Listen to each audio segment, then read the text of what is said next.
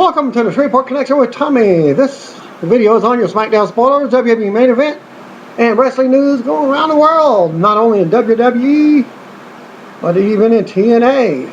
Even on Raw, they advertise a TNA wrestler on the WWE Network, Jeff Hardy. Okay, happy birthday goes to Great Khali, turned 42 years old.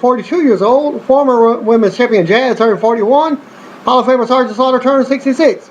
The late Bobby Duncan Jr. was born August 26, 1965. He died January 24, 2000 at the age of 34 due to an accidental overdose of prescription painkillers. Duncan was part of WCW's West Texas Rednecks that also featured Kurt Hennig, Barry Windham, Kendall Windham, and Curly Bill, also known as Virgil. Duncan's father was a longtime pro wrestler who was part of Bobby Heenan's Heenan family back in the AWA. Duncan Sr. celebrated his 70th birthday earlier this month. Recently retired pro wrestler Petey Williams turned 33 years old. He was born August 26, 1981. Williams retired in July of this year following a match with Chris Sabin. There is not a dark match advertised for Smackdown, but card subject to change had one on the arena website. Well, matches that were taped from Raw in Anaheim, California. For Superstar spoilers, Adam Rose defeated Curtis Axel. R-Truth defeated Fandango. According to PW Insider, WWN songwriter James Papa settled an existing lawsuit back on July 25th, which was originally filed by Papa. The court had ordered both parties to file the agreement by August 29th, and Papa will be releasing a documentary later this year about the creation of the Fabulous Freebirds, legendary Bad Street USA theme song.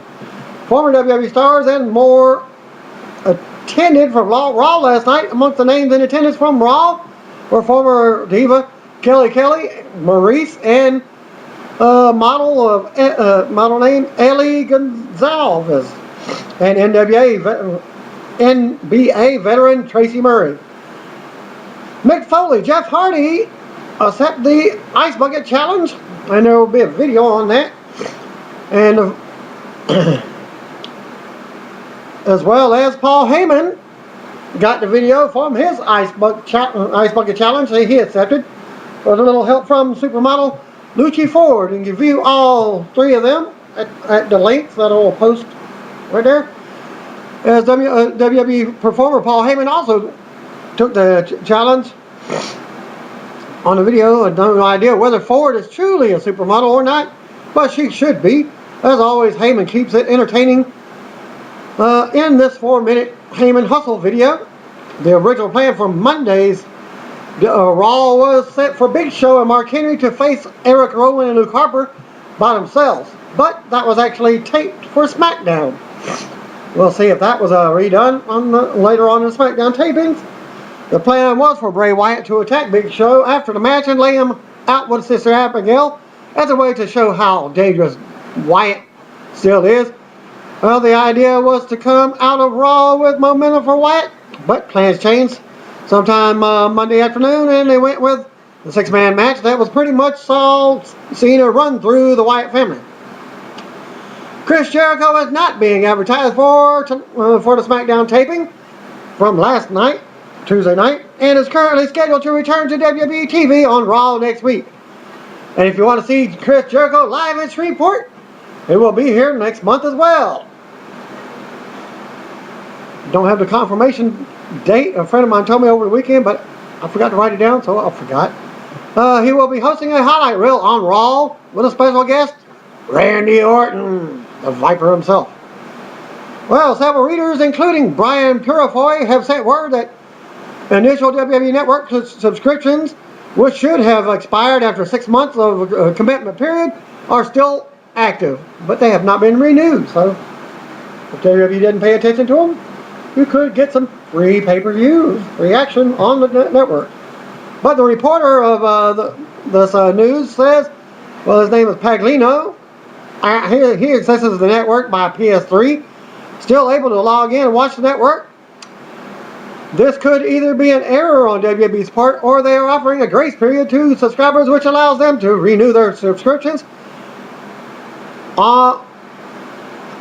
are their expiration date without service interruption? Well, superstar Billy Graham has posted the following on his Facebook page. The effing worthless subhuman piece of shit Abdullah the Butcher. He never bladed me, but as you know, gave Hannibal hepatitis C, which almost killed him, as is going to kill me. The liver docs have recently told me that I have about 2 years left. Then my liver fails and I take my final bump. So, F Abdullah, and I hope he dies a miserable death. For those unaware of the backstory, Abdullah the Butcher worked a match with the indie star Devin Nicholson a few years ago, but failed to tell Nicholson he had hepatitis C, which is a blood disease. During the bout, Abdullah bladed, and Nicholson subsequently contracted the hepatitis C disease. While Billy Graham has admitted in the past to steroid and drug abuse causing his current liver problems, the hepatitis C has also contributed to the health problems as well. Filming for WWE Studios' movie Lockdown, the movie that stars Dean Ambrose and the real reason why he's missing Raw, begins this week and is expected to last until September 20th. This could make it possible for Ambrose to make his return at Night of Champions, which takes place on September 21st. The status of the WWE stable, Kofi Kingston, Big E Langston, and Xavier Woods has reformed in dark matches and live events, and has been a hot topic among fans this week. The group has been used at recent events, dark matches, both as heels and baby faces. The members of the group have been told that they will still be used together in the future, so WWE officials are trying to figure out how this group will be presented and how they want to move forward with it. There's been talk within WWE for about 6 to 8 weeks that John Cena is still having health problems with his shoulder, but is now having more problems with his neck. These are long-time nagging issues that Cena has been dealing with. Also being said that there are a lot of people within WWE keeping an eye on Cena to see where he will be going forward in regards to acting and not wrestling as much. There are also people within WWE who say Cena appears to be in pain, and they believe Cena has slowed down physically in the way he moves. Comedy Work out of Denver has announced the cancellation of Mick Foley's August 31st comedy show by citing a back injury Foley suffered, which will require minor surgery this week. As Foley noted the following on Twitter, @RealMickFoley, follow him. How bad is my back? Bad enough to cancel my at Denver or hashtag Denver date and Santa Claus school too. Hurting bad. Sorry. Hashtag Colorado. I'm hoping to reschedule. Well, WWE Divas. A WWE Diva appears topless in Total Divas in the new third season. Renewed from August 26, 2014. As well as two more law firms investigating WWE. According to Yahoo Finance, the law firms of Faruqi and Faruqi LLP and the law offices of Alfred G. Yates Jr. have been added to the list of firm names currently investigating WWE for allegedly issuing false and misleading statements regarding the company's ability to acquire a premium fee for the television license renewal deal. Which diva wants a husband that is also on Total Divas and is none other than Rosa Mendez, the same person who will appear topless in a scene with Natalya on the Total Divas upcoming season. Unknown which one it is. There was a link for it on YouTube, but I guess they made it private due to obscenity, nudity. E! Online has posted a new interview with with Diva Rosa Mendez, who joins the cast of Total Divas in the upcoming new season of the show. During the interview, Mendez says that she's currently single, but that she'd like to get married. And here's her quote. I've been single for a year and a half, as Rosa said. I've gone through some struggles, but I'm getting my life together and my career. All these beautiful things are happening in my life, but I'm missing that one thing. A significant other to share all this with. I'm looking for a husband. I'm going on dates, but I'm looking for the one. And I'm very honest with every guy I go on a date with. I'll tell them what I want and something that may scare them away, and sometimes that they may like it. There's a few guys that are cute that I'm friends with, so we'll see. He released a new trailer for that video, and I'll post a link, but it's probably going to give you the private only type thing.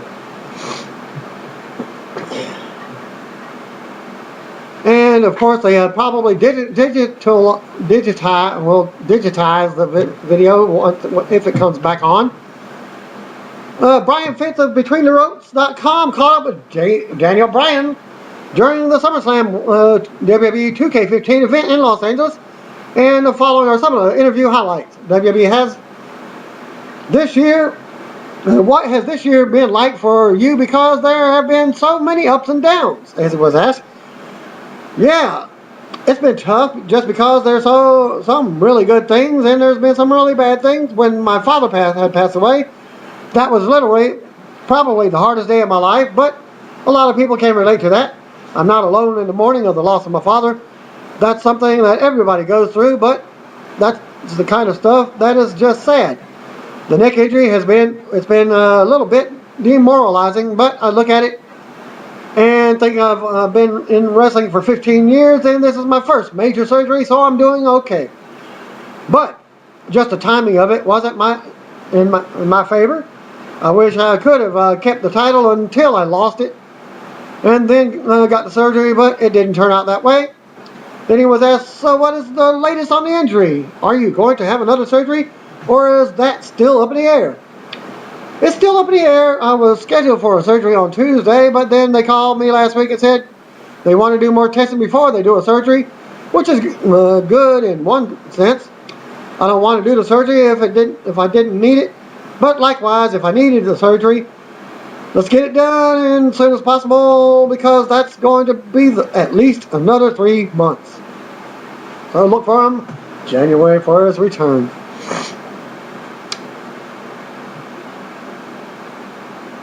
And that was most of his interview. And breaking news is the footage of a 2-year-old theme song that he or she can let you know who's singing it, and probably singing it itself. I haven't seen the video, but I'm posting the link. As last week was posted a hilarious, amazing footage of a 2-year-old that knows all the WWE theme songs, past and present, and Sam Roberts had the toddler in studio this week to test his abilities even further. Also, there was a picture and with Stephanie McMahon and Triple H. Roberts threw some new theme songs at the kid, and he proved to be the real deal. You can check it out for yourself on the video. Yesterday, whenever I posted my video of Ryback, my Raw video, Ryback had commented, but he has removed it on his Twitter, stating that he was claiming he was dealing with stuff that needed some time off.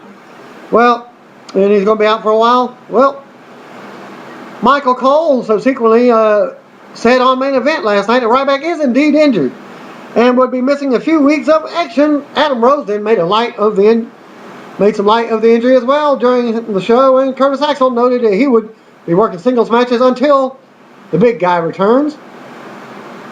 According to an update by PWInsider.com, there appears to be confusion surrounding Ryback's actual status, as many WWE sources are claiming that he is not actually hurt, and he's not currently scheduled to take any time off. As for why Ryback included an action figure of himself standing over an action figure of CM Punk in the injury tweet, as he posted, sources believe that this was Ryback's way of taking a shot at CM Punk. And here's a reason why. The reporter that I was reading this from stated this because back in 2012, during a Punk Ryback spot, Ryback was supposed to drop Punk through a table, but he botched the spot and Punk hit the floor, resulting in Punk getting hurt. When Ryback posted the tweet, the captain sorry Punk, many wrestlers took it as a shot towards Punk.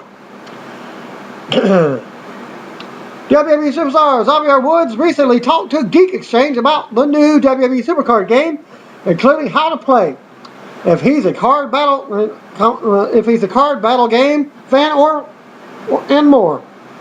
And here's what he had to say. Woods also talked about who he'd want to be on his roster, which this is the storyline of that. You create your own roster and go from there. Past and present superstars, which WWE legend he would want to face in a match and more.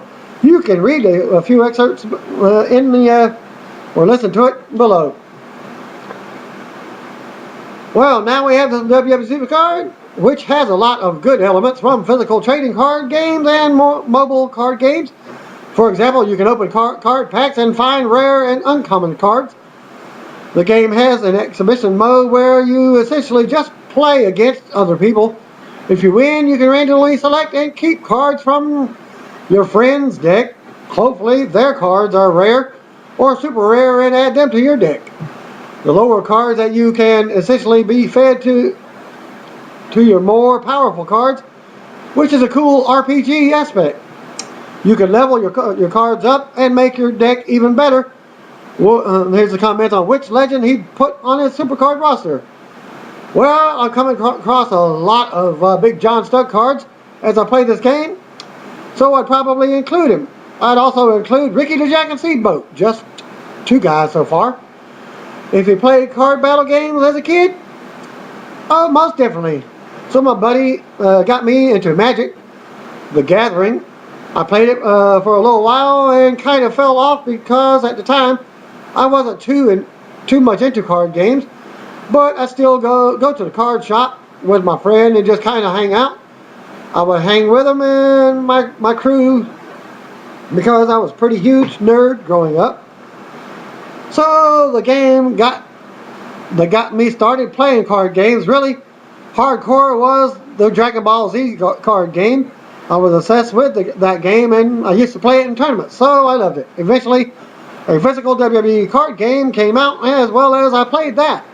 I fell off on playing card games again after that. Recently, though, I got into Hearthstone. I love that game. It's just amazing. One of my friends got me into that game. To read the rest of the interview, including what other geeky hobbies Woods has, his favorite anime shows, and more, go to this link, geekexchange.com, and the exclusive link with Xaviar Woods. WWE star Rob Van Dam, who finished up his current run with WWE this year, at last night's tapings in Ontario, California, has been confirmed to appear at Pro Wrestling Syndicate's All Fired Up event taking place in Rahway, New Jersey on September 20th. Other notable names scheduled for that event are Lance Storm, Ricky the Dragon Steamboat, Ricardo Rodriguez, and TNA World Heavyweight Champion Bobby Lashley. More details regarding RVD's appearance at the event will be forthcoming, and you can get ticketing information by visiting ProWrestlingSyndicate.com, and he is also scheduled on hand for Saturday, September 20th in Monroe, New Jersey, and will feature photo and autograph sessions. The main event opened up with a montage starting the show. RVD made his entrance as Michael Cole and Byron Saxton check on commentary. And yes, Byron Saxton is playing the JBL role as the heel announcer. Seth Rollins made his entrance and he was walking to the ring. Footage was shown from Raw of his interaction with Roman Reigns. Match number 1, RVD versus Seth Rollins. Rollins put the Money in the Bank briefcase in the corner. RVD caught Rollins with a nice kick, then pointed it at himself, allowing Rollins to attack him from behind. RVD came back with another good kick and a clothesline Rollins to ringside. And then RVD stood on the second rope and pointed at himself again, and then dove onto Rollins on the floor. Then RVD went to ringside, rolled Rollins back inside the ring. Rollins rolled out again. RVD went after him and caught him with a clothesline heading into a commercial break. After the break, Rollins remained in control during the break, and then coming out of the break, and then slowed down the pace by working over RVD's arm. RVD then came back and performed Rolling Thunder for a 2 count and went to the top rope. But Rollins caught him and shoved him off, causing Van Dam to bump face first into the barricade. Rollins counted along with the referee and celebrated when he thought he won. But RVD made it back inside the ring at the last moment. Short time later, RVD reversed a Rollins toss attempt and threw him into the timekeeper's area. Rollins was counted out as RVD counted along as they go to commercial. And the match took 10 minutes 30 seconds. A good match. I really liked the way Rollins counted along with the referee to show that he was content to take a count out win. And it seemed at the time it was just a case of heel showing that he was happy to take the cheap win, but obviously it set up the finish perfectly, as it seemed fair that RVD would take that hype of win. In retaliation, Rollins came up bleeding a bit from the forehead, but I'm not sure where the cut happened. Footage aired from earlier in the day of Adam Rose and the Rosebuds doing their thing backstage. Rose said he was sorry to hear about Ryback. He told Axel that there's always room for him on the Exotic Express. Axel said he would never join the Freaks.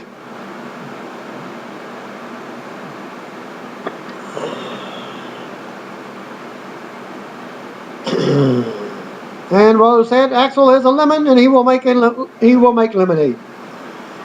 Match number 2, Adam Rose versus Curtis Axel. The Rosebuds and Rose danced their way to the ring, and the posse watched the match from the ringside. Saxon said he partied on the Exotic Express. I believe used the words backdoor lollipop to describe his time on the bus. But hopefully I'm mistaken. Hey, to each of his own, of course.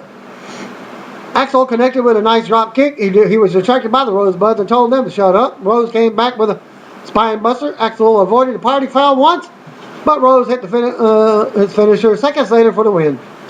Then they go to commercial as Adam Rose won the match in 4 minutes 55 seconds. Rose has been such an afterthought lately that I was actually surprised to see him. Even more surprised that they continue to use a posse for his act, since it just doesn't seem to be going anywhere. Cole was pretty negative about the Rosebuds during the match. Well, that's a good way to get extra talent in match and what have you. Doing kind of like the spring break thing. Well,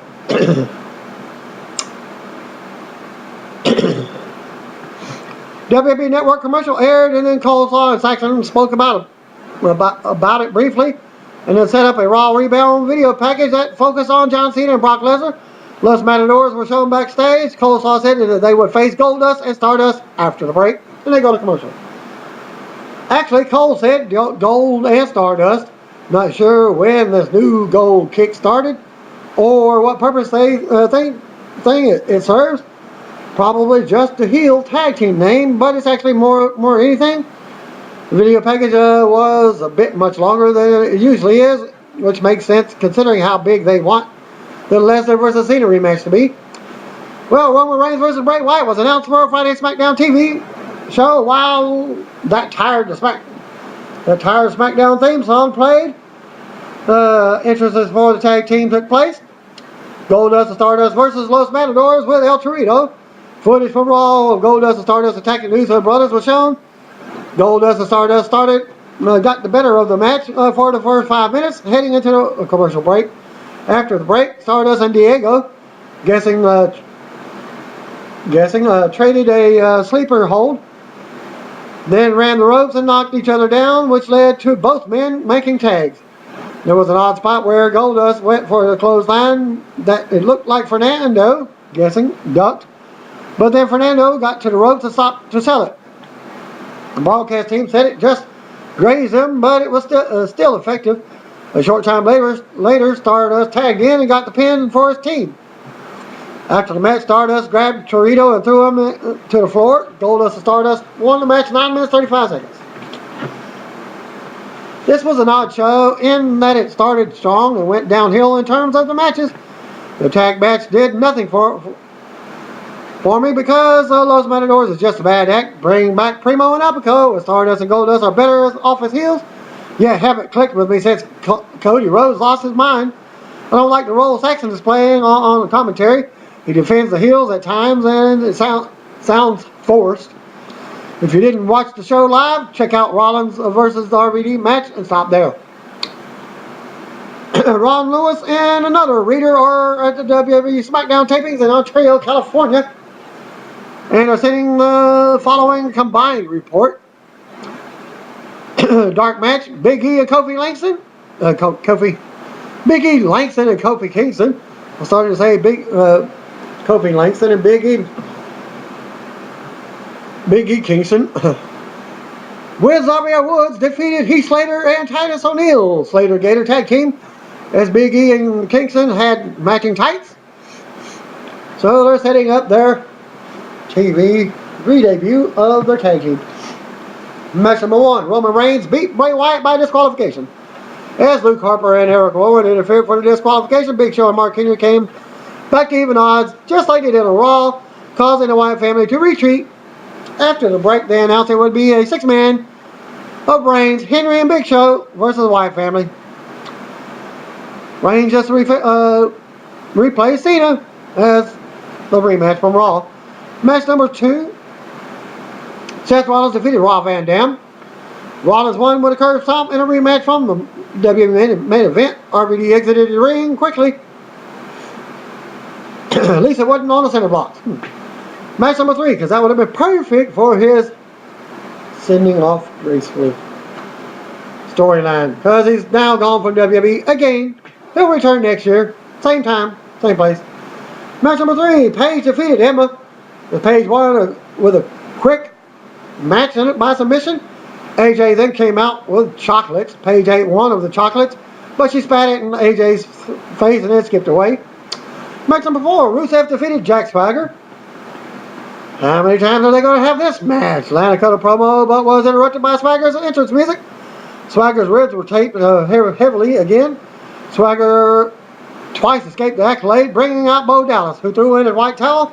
This distracted the ref, allowing Rusev to sink in the accolade for the submission win. The Russian flag dropped. Bo cut a promo telling Swagger to Bo leave before hitting the Bulldog on him. Miz was shown in the backstage pre-tape where he was interrupted by Kane, putting him in a match with Sheamus. Match number 5, Jimmy Uso with Jay pinned Stardust with Goldust. Goldust cut a promo apologizing for the attack on Raw. Jimmy pinned Stardust with a roll-up. The Dust Brothers snapped and brutally attacked the Usos. A WrestleMania 31 commercial aired. Next out was Miz and Damien Sandow. Sheamus made his entrance. The Miz cut a promo saying the Moneymaker can't take a broad kick, so Mizdow would wrestle the match again. Sheamus defeated Damien Mizdow again. Sheamus made short work of Mizdow. Ziggler came out to try to throw Miz into Sheamus, but Miz escaped through the crowd. And your main event was Roman Reigns, Mark Henry, and Big Show defeating the Wyatt family as Reigns speared Harper for the win. And dark segment. Once the camera stopped rolling, Kane came out for an advertised dark match, but not from the Arena website. Rollins joined Kane for a 2-on-1 attack. Reigns delivered a Superman punch on Rollins, followed by a spear on Kane. Then Reigns stood tall to send the crowd home happy. And for the second SmackDown, spoilers, for August 29, 2014, Roman Reigns defeated Bray Wyatt by disqualification. Wyatt family hit the ring and attacked Reigns to cause a DQ. Big Show and Mark Henry made the save to even odds and a babyface clean house. That set up the obligatory 6-man tag for later in the night. Off what was originally supposed to be a regular tag match. Then match number 2, Paige defeated Emma in a non-title match. AJ Lee came out and gave some chocolates to the Divas champion. Paige spit one at Emma, but AJ picked it up off the ground and ate it. More awkwardness between the two. Match number 3, Seth Rollins defeated RVD in a rematch from this week's main event. Crowd probably wasn't into this match as much since they already seen one of them. And that was about an hour earlier. Match number 4, Rusev defeated Swagger. Bo Dallas came out and distracted him. So Rusev went over yet again. Bo got in the ring and then attacked Swagger after the match with the Bulldog. Match number 5, Jey Uso defeated Stardust in a singles competition. Goldust and Jimmy Uso were at ringside, and the Rhodes Brothers attacked the champions after the match again. Match number 6, Sheamus defeated Damien Mizdow. This was the exact same thing as Raw, with Sandy all dressed up as The Miz. Sheamus went after Miz, but Dolph Ziggler was down and throws him back in the ring. Sheamus tries for the road kick, but Miz rolled out of the ring the other way and escaped into the crowd. And in your main event, Roman Reigns, Mark Henry, and Big Show defeated Wyatt family. Typical six-man tag action with no real shenanigans. The babyface hit their finishes, won the match, and imposed it in the taping. And then afterwards, the second report for the dark match main event. After SmackDown went off the air, Kane and Seth Rollins came down to the ring and attacked Roman Reigns after beating down Reigns for a bit. Reigns overpowered the two heels, hit them both with Superman punches, then cleared the ring to end the show and celebrate in front of the live crowd. That ends my results. Spoilers for SmackDown and also Superstars and WWE main event. Thanks again. Peace out. And brother, if you don't know, you better call me.